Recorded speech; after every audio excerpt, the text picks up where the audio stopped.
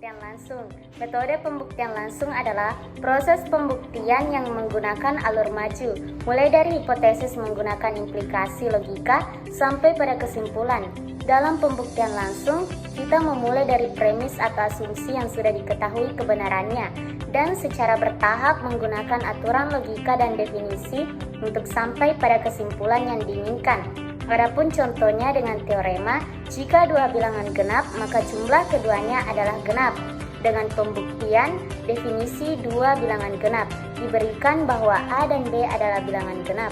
Berdasarkan definisi bilangan genap, kita tahu bahwa ada bilangan bulat M dan N sehingga A sama dengan 2M dan B sama dengan 2N. Dengan M dan N bilangan bulat.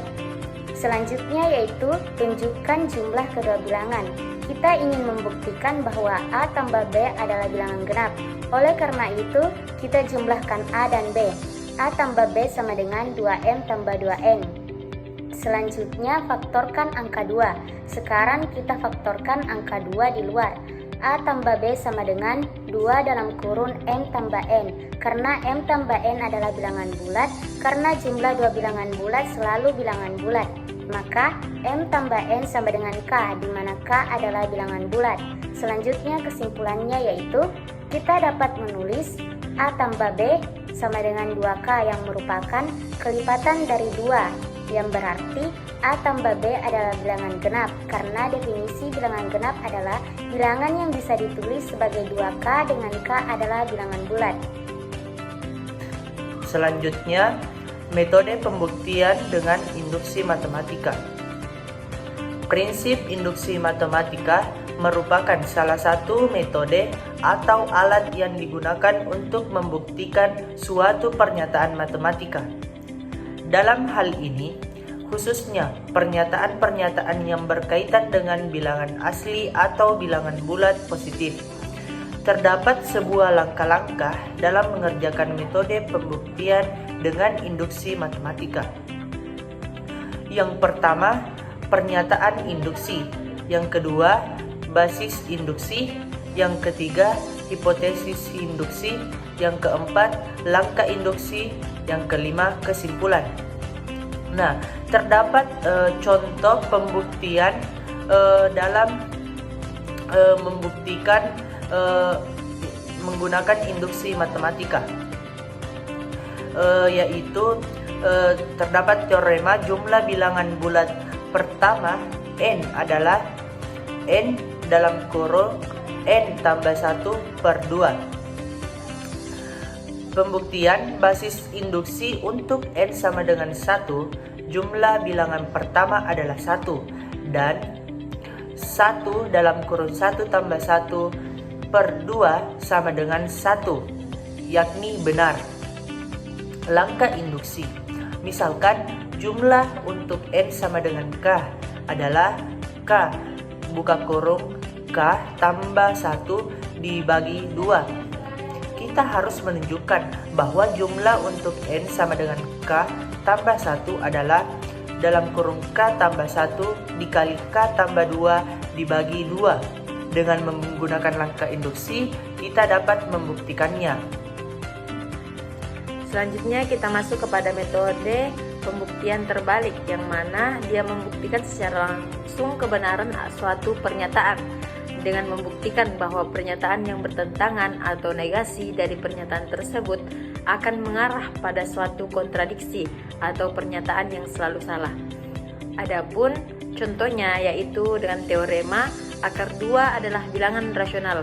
Dengan pembuktian pertama, kita mengasumsikan bahwa akar 2 itu adalah bilangan rasional, yang artinya akar 2 dapat dituliskan dalam bentuk pecahan sederhana A bagi B, di mana A dan B adalah bilangan bulat dan A dan B tidak memiliki faktor persekutuan selain 1. A dan B saling prima. Dari akar 2 sama dengan A bagi B, kita dapat mengkuadratkan kedua ruas sehingga diperoleh 2 sama dengan A kuadrat bagi B kuadrat.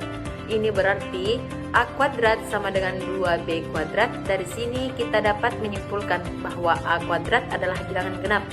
Jika A kuadrat genap, maka A juga harus genap. kita dapat menyatakan bahwa A sama dengan 2K, di mana K adalah bilangan bulat.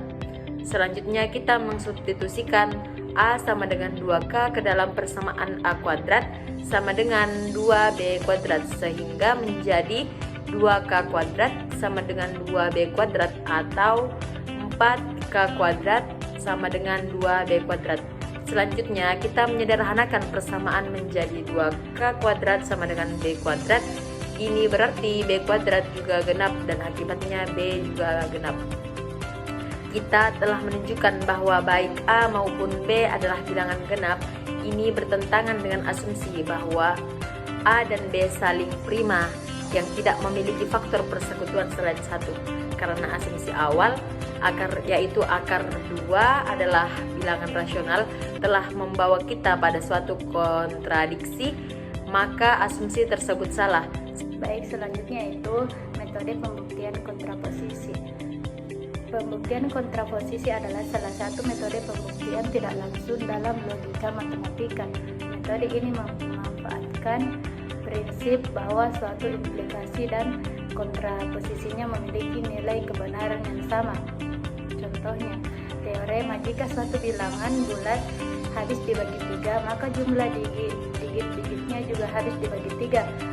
Pembuktiannya yaitu pertama, identifikasi implikasi. B, suatu bilangan bulat habis dibagi 3. Q juga digit-digitnya habis dibagi 3. Yang implikasi jika P maka Q.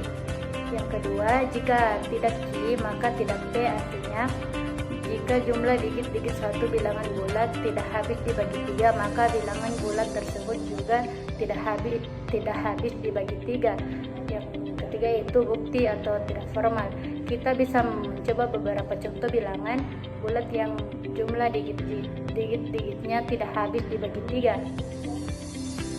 Kita akan melihat bahwa bilangan-bilangan tersebut juga tidak habis dibagi 3. Yang keempat yaitu bukti formal.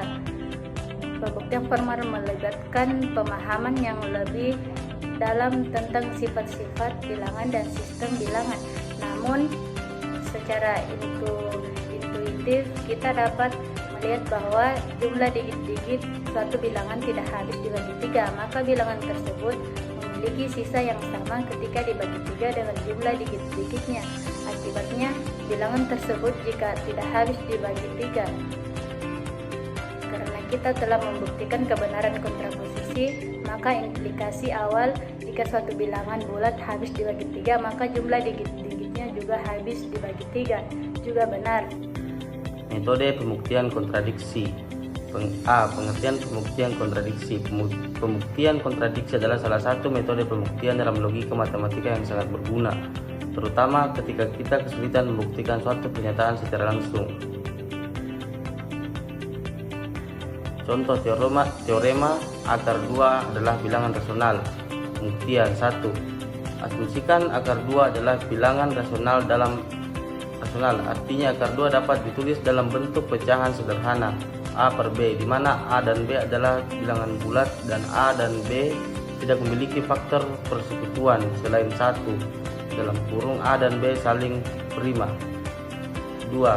Dari akar 2 sama dengan A per B, kita dapat mengkuadratkan kedua ruas sehingga diperoleh 2 sama dengan A kuadrat B kuadrat. Ini berarti A kuadrat sama dengan 2B kuadrat. Dari sini kita dapat menyimpulkan bahwa A kuadrat adalah bilangan genap. Jika A kuadrat genap, maka A juga harus genap. Kita dapat menyatakan A sama dengan 2K, di mana K adalah bilangan bulat. 4. Substitusikan A sama dengan 2K ke dalam persamaan A kuadrat sama dengan 2B kuadrat, sehingga 2K kuadrat sama dengan 2B kuadrat atau 4K kuadrat sama dengan 2B kuadrat. Sederhanakan persamaan menjadi 2K kuadrat sama dengan B kuadrat. Ini berarti B kuadrat juga genap dan akibatnya B juga genap.